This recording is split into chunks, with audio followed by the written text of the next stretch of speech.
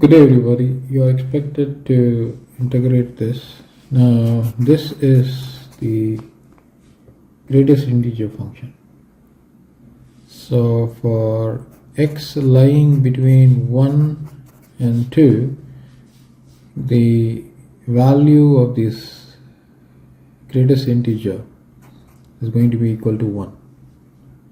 So therefore I can rewrite the given integral as being equal to integral 1 to 2 x squared. I'm going to write this as e raised to the power of 1 positive the greatest integer function of x to the power of 3 times dx. This is further rewritten as 1 to 2 x squared. Now a raised to the power of n positive m is a raised to the power of n times a raised to the power of m.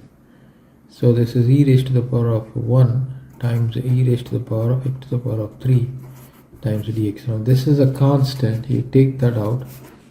So you have 1 to 2 x squared times e raised to the power of x to the power of 3 times dx. Now let me take x to the power of 3 to be equal to sum t. 3 times x squared dx is equal to dt.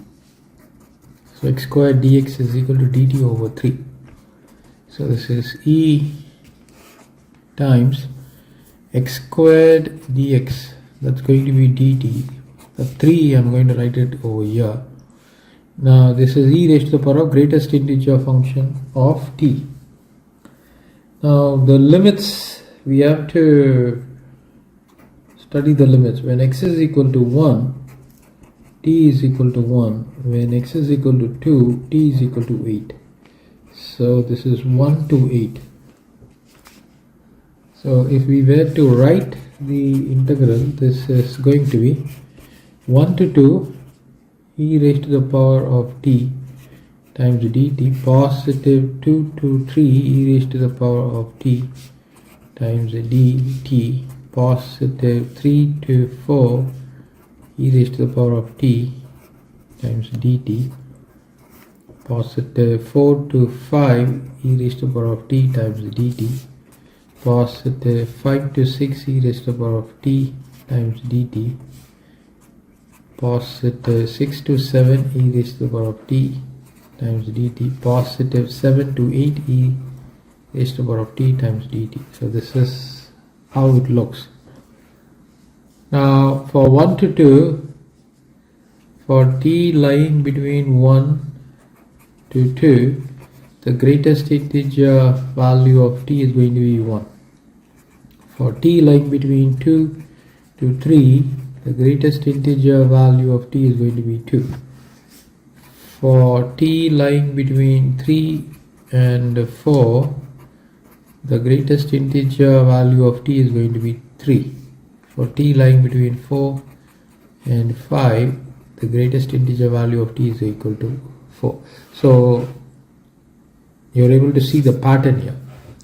So this is equal to e over 3 times. So if you were to integrate the first quantity, you're going to have 3 and 4 and 5. So I'm just comparing it with the original terms we have got. So this is e 2, 3, 4, 5 and then 6 and then 7. Okay, so now you got e squared, e cubed, e to the power of 4, e to the power of 5, e to the power of 6, positive e to the power of 7, etc.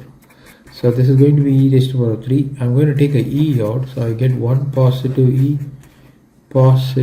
e squared, positive e to the power of 3, positive e to the power of 4, e to the power of 5, positive e to the power of 6. This is what I get. Okay, so now we can get the sum of these terms. So the sum is going to be 8 times r raised to the power of n negative 1 divided by r negative 1 for value of r being greater than 1. 1 is the first term. So the first term is 1 and the common ratio is e. So what we can do now is we can write the sum here.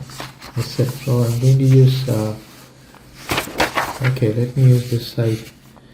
So Sn is equal to 8 times of r raised to the power of n negative 1 divided by r negative 1.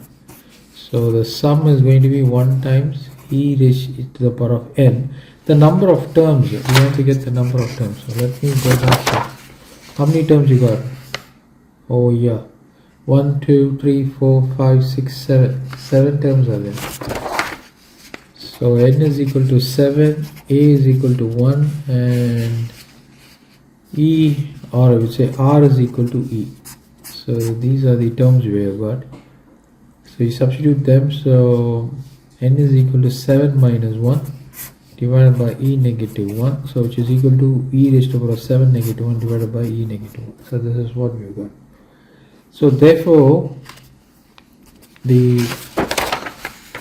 this quantity, so I can rewrite this as 2, or I would say take this as 2. So therefore 2 is going to be e into e is e squared divided by 3 times e raised to the power of 7 negative 1 divided by e negative 1. So this is what you got. And is there anything else you can do? I think this is the right place for us to stop. So this is the solution for this question. Please like, share and subscribe. Thank you everybody.